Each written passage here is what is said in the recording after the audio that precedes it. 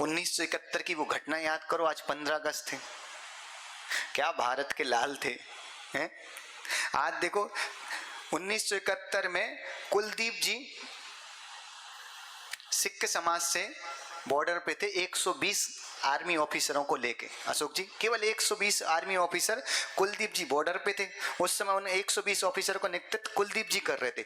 अचानक 1971 में पाकिस्तान ने तारे मीर कर्नल के अंडर में रह के 2800 आर्मी ऑफिसरों से भारत पे चढ़ाई कर दी अचानक, बिना बताए, कोई घटना नहीं, कुछ नहीं, और बड़े बड़े टैंक लेके।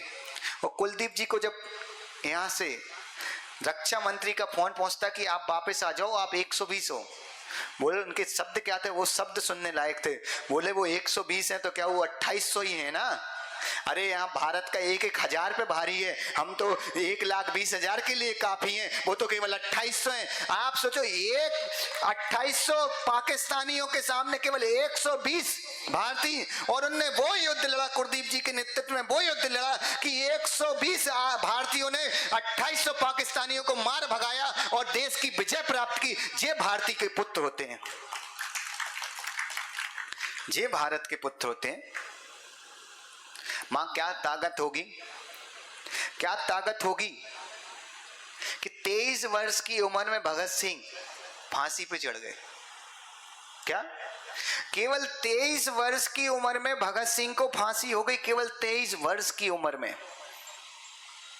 और आपको आश्चर्य होगा, खुरदीप राम 16 वर्ष की उम्र में उनको अंग्रेज शासन में फांसी दे दी गई। और ये अंग्रेजी कानून के खिलाफ था। उस समय भी अंग्रेजी कानून में नियम था कि 18 वर्ष से छोटे बालक को कोई फांसी नहीं दी जा सकती। अंग्रेजों ने इतना दुर्व्यवहार किया था भारतीयों के साथ कि अंग्रेज कानून के खिलाफ खुरदीप राम को 16 वर्ष की उम्र में फांसी पे चढ़ा दिया गया। ऐसे हमारे मां के पुत्र थे जिन्होंने हमारे देश के लिए इतना बलिदान दिया। कहा भी है, धन्य है वह मां जिसने ऐसा दूध पिलाया, धन्य है वह मां जिसने ऐसा दूध पिलाया, जिस उम्र में हम हसीनाओं से दिल लगा रहे थे, जिस उम्र में हम हसीनाओं से दिल लगा रहे थे, वे उस उम्र में वतन से दिल लगा बैठे, वे उस उम्र में वतन से दिल लगा बैठे। और हम मौत का नाम सुनकर डर जाते, हम मौत का नाम सुनकर डर जाते। वो भगत सिंह 13 वर्ष की उम्र में मौत को देख के मुस्कुरा रहे थे, वो मौत को देख के मुस्कुरा रहे थे। आपको याद हो, हमारे देश के एक राष्ट्रपति हुए, राधा कृष्ण हुए ना। राधा कृष्ण राष्ट्रपति बनने के बाद पहली बार लंदन गए, और लंदन में उनसे किसी न्यूज वाले ने पूछ लिया कि भारतीय जो हैं वो काले क्यों होते। ये बड़ी अच्छी बात है, आपको भी बताना। तो बोले भारतीय काले को, बोले तुम्हें नहीं पता, तुम इतने मूर्ख हो, तुम्हें इतना भी नहीं पता कि भारतीय काले क्यों होते। बोले भाई हमें नहीं पता। बोले भाई भारतीय काले इसलिए होते कि परमात्मा ने रोटी बनाई, और पहली रोटी बनाई तो वो कच्ची रह गई, तो वो सफेद हो गई, तो वो अंग्रेजों खा लिया, तो अंग्रेज पैदा हो गए। दूसरी रोटी सेकी तो वो जल गई, अब वो जल गई तो काली हो गई, तो अफ्रीकन पैदा हो गए। बोले तो जब तीसरी रोटी वो समझ गया ना, ज्यादा कम सेकना है, ना ज्यादा सेकना, बीच में रखना है, तो वो सेक गई पूरी, तो वो खा के भारतीय पैदा हो गए। इसलिए भारतीय काले नहीं सांवले होते। और याद रखना, साइंस के अनुसार सांवले व्यक्ति को सबसे कम कैंसर होने की बीमारी होने का है। अधिक गोरा और अधिक काले होने वाले व्यक्ति को कैंसर के रोग होने के चांस ज्यादा होते, सांवले व्यक्ति को कैंसर कम होने के चांस होते। इसलिए वर्ल्ड में सबसे कम कैंसर भारतीयों को होता है। आपको क्या लग रहा? और ये देश की कल्पना तो देखो, हमारा देश कितना सुंदर है। इस देश की आप कल्पना करो, ये देश, अशोक जी, हमारा भारत देश, हमारा हिंदुस्तान कितना सुंदर है। जिस खेत में मीठे आम उगते, उसी खेत में कड़वी नीम भी उगती इस देश में। और जिस खेत में जामुन उगते, उसी खेत में यहाँ, जिस खेत में यहाँ जामुन उगते, उसी खेत में यहाँ भी उगती। और जिस खेत में संतरे उगते, उसी खेत में गन्ने उगते।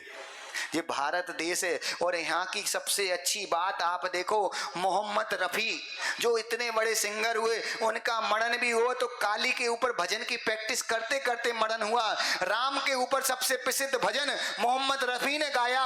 और हिंदुस्तान का सबसे पहले देश आजादी हो जाए, इसका झंडा भी किसी ने उठाया था। सबसे पहला व्यक्ति मौलाना हर्षरुद्दीन मुसानी था। वो मुसलमान होके हिंदुस्तान के आजाद के लिए पहला नाम लिया था। और भारत का पहला शिक्षा मंत्री मौलाना अब्दुल कलाम आजाद थे। यहाँ देखो, भारत में लोग बोलते मुस्लिम हिंदू अलग हैं। यहाँ जेद आजादी की जब बात आई थी ना कोई मुस्लिम था, ना कोई हिंदू था, ना कोई सिख था, सभी केवल भारतीय थे। और एक बात को बिल्कुल दिमाग में रखना, बुरा नहीं मानना, चाहे कोई मुसलमान के घर में जन्म ले, चाहे कोई हिंदू के घर में जन्म ले, चाहे कोई फारसी के जन्म में जन्म ले, चाहे कोई बौद्ध के घर में जन्म ले, चाहे कोई जैन के घर में जन्म ले, चाहे कोई सिख के घर में जन्म ले, जो बालक जन्म लेता है वो बाद में संप्रदाय से जुड़ता है, बाद में धर्म से जुड़ता है। सबसे पहले तो इस जन्म भूमि पे, मातृभूमि पे कोई जन्म लेता है तो वो भारत माँ का संतान होता है। हर भारतीय बाद में हिंदू, बाद में मुस्लिम, बाद में सिख होता है। सबसे पहले तो वो हिंदुस्तानी होना चाहिए। और अगर हर भारतीय हिंदुस्तानी हो गया तो हिंदुस्तान को एक करने में कोई देर नहीं लगेगी। और याद रखना, ऐसा मत सोचना कि भारत को आजाद कराने में जैनियों का कोई योगदान नहीं है।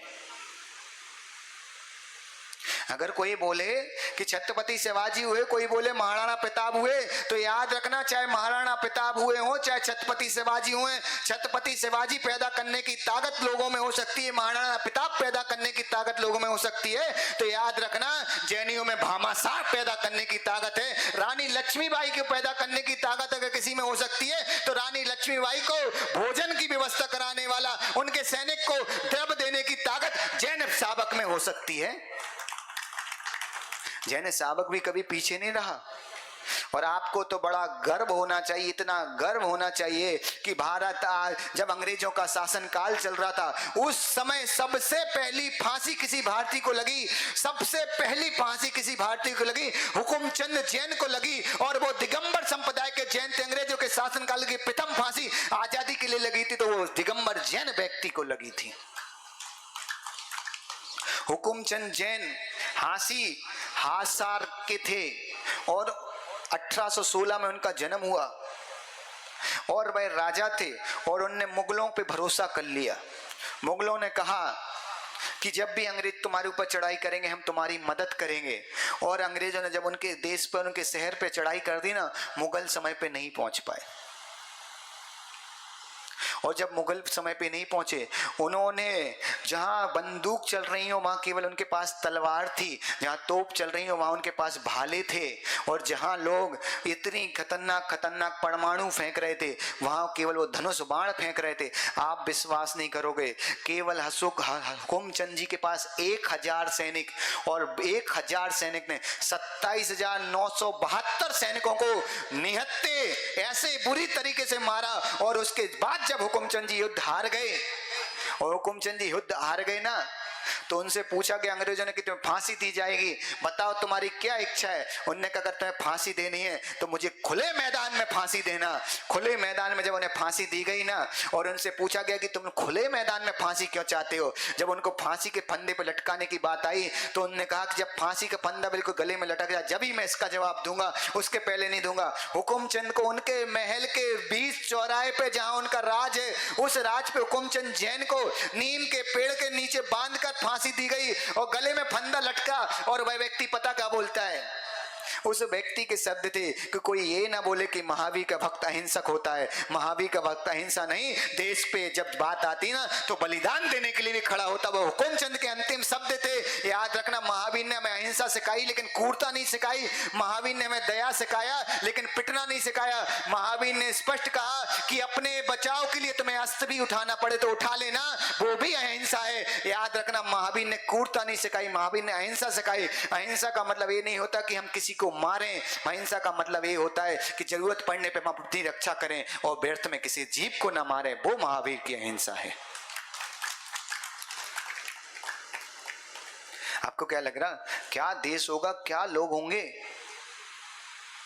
और आपको पता सबसे बड़ी चीज, जब आजादी के लिए चंदा इकट्ठा हो रहा था ना, आजादी के लिए चंदा इकट्ठा हो रहा था ना, गांधी जी जब चंदा इकट्ठा करने के लिए पूरे भारत के भ्रमण पे स्वयं महात्मा गांधी निकले, और जब वो जबलपुर जैन समाज में पहुंचे, वहां जबलपुर जैन समाज में सब गणेश प्रसाद बर्णी जी विराजमान थे।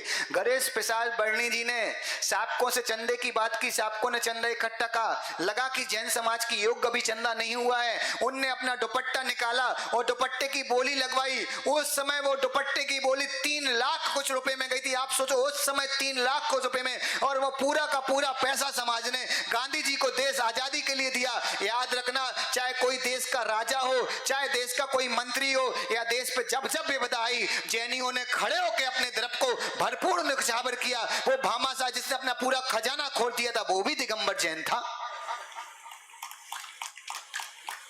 और आपको तो बड़ा आश्चर्य होगा राकेश भाई, इतिहास के पन्ने भी खोल के देखना आज के दिन, कि अकबर की सभा में, अशोक जी अकबर की सभा में 9 रत्न थे। उन 9 रत्नों में श्वेतांबर जैनाचार्य एक रत्न के रूप में प्रतिष्ठित थे। अकबर इतना क्रूर शासक हुआ, अकबर इतना क्रूर शासक हुआ, वह प्रतिदिन नाश्ते में चिड़िया की जीभ को, मांस के टुकड़े में केवल चिड़िया की जीभ इकट्ठी करके अकबर को नाश्ते में दी जाती थी।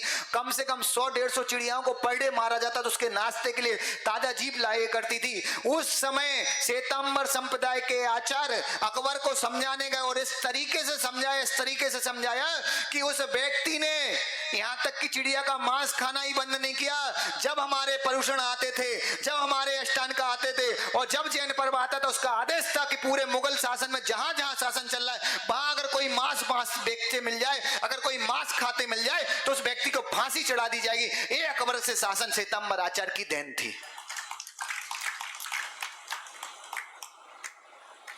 याद रखना, हमें इस चक्कर में मत पड़ो कि कौन श्वेतांबर कौन दिगंबर, हमें तो इस चक्कर में पढ़ना कि सब महावीर के ही भक्त हैं।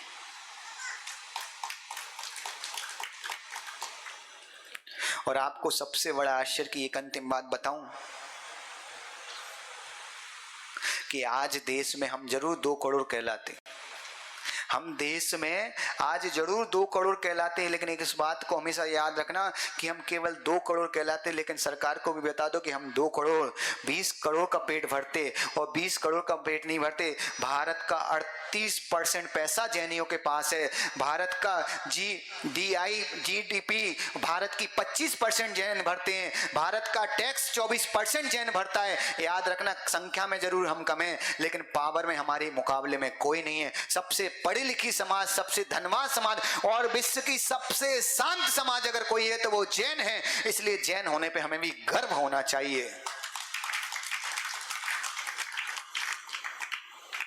आपको बड़ा आश्चर्य होगा कि ऐसे जैन भाई, और क्या बात कहो, ये तो वो देश है, ये वो देश है जब हिंदू राजा को जरूरत पड़ती, जब हिंदू रानी लक्ष्मीबाई को जरूरत पड़ती तो जैन खजाना लूटता है, और जब राम के भजन गाने की बात आती तो मुसलमान भजन लिख के गाता है। अरे ये वो देश है जहां सब कौम के, सब धर्म के लोग अलग अलग भेष में रहते, लेकिन जब देश की बात आती तो सब एक तिरंगा के नीचे खड़े हो मिलते हैं। ये ऐसा भारत देश है, और भारत देश का सबसे बड़ा सौभाग्य मानना कि हम उस देश में जन्मे जहां लोग देश बोलते, हम अपनी भूमि को मां बोलते। ये भारत मां की भूमि है, इसलिए हम अपने आप में सौभाग्यशाली हैं।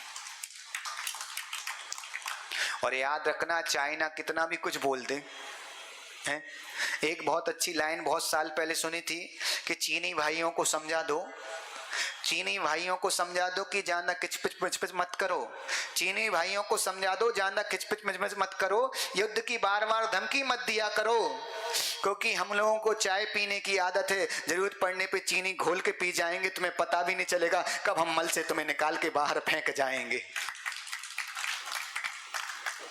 और याद रखना, कितना भी बड़ा विश्व का देश हो, कितना भी बड़ा हो, याद रखना जहां कोई भी धर्म पहुंचा हो, याद रखना सब धर्म वाले पैसे के पीछे भागे, केवल एक जैन ही है कि यहाँ रहे, भारत में रहे तो धर्म पालता, विदेश में रहे तो धर्म पालता। जहां जहां जैनी गया है, याद रखना वो अपने साथ पैसा कमाने नहीं गया, अपने साथ संस्कार लेके गया और परमात्मा लेके गया। ऐसा जैन भाई होता है। सबसे बड़ी चीज, सारे संस्कार पता तुम्हें क्यों आते? मुझे लगता है कि पूरे विश्व में एक ही धर्म ऐसा है, पूरे विश्व में एक ही संप्रदाय ऐसा है, पूरे विश्व में महावीर ही इकलौते ऐसे परमात्मा है जिन्होंने बालक को जन्म होने के बाद 45 दिन बाद ये नहीं कहा कि पिता का मुख दिखाओ, ये नहीं कहा कि दादा का मुख दिखाओ। महावीर ने तो